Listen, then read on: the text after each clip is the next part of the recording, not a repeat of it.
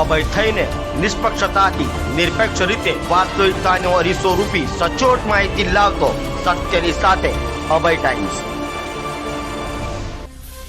સુરતમાં ચોરીની વધી રહેલી ઘટનાઓ વચ્ચે કોઝવે પર સ્વિમિંગ કરી રહેલા લોકોના સામાનની ચોરી કરનારને લોકો પકડવા જતા નદીમાં છલાંગ મારતા કીચડમાં ફસાઈ ગયો હતો।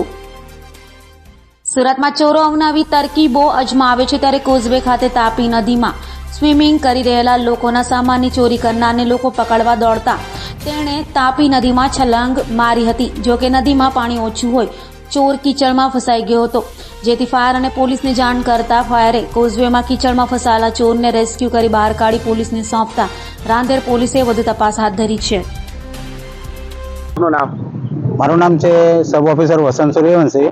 હું મોરાબગલ ફાયર સ્ટેશન પર અમને ફાયર કંટ્રોલ તરફથી કોલ મળ્યો કે એક વ્યક્તિ કાદવમાં ફસાયેલું છે કોઝવે, એટલે અમે ફાયર એન્જિન લાશ્કર સાથે લઈને ઘટના સ્થળે આવી ગયા છે અને કોઝવેમાંથી અમારા માણસો ઉતરવાના હતા, પણ એ એક બેટ પર ચડી ગયો, કાદવમાં નજીક હતો એટલે એક બેટ પર ચડી ગયો એક વ્યક્તિ, ચોરી કરીને કંઈ ભાગતો હતો એવી રીતે મેસેજ હતો પોલીસનો અમને, અને એ બેટ પર નીકળી ગયો એટલે ગાડી અમે ત્યાં કોઝવેથી બીજી જગ્યાથી રાંદેર બાજુથી બીજી જગ્યાએ લઈ આવ્યા નીચેના ભાગમાં, અને ત્યાંથી પાછા નીચે ઉતાર્યા છે।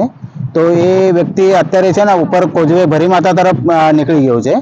અમે રાંદેર બાજુ છે, રાંદેર બાજુથી અમારા માણસો ઉતારેલા છે, એ આગળ પહોંચી ગયા છે અને ભરી માતા તરફથી પોલીસની ગાડીઓ બધી ઉપર ઊભી જ છે, એ પ્રકારે ઉપર જાય છે।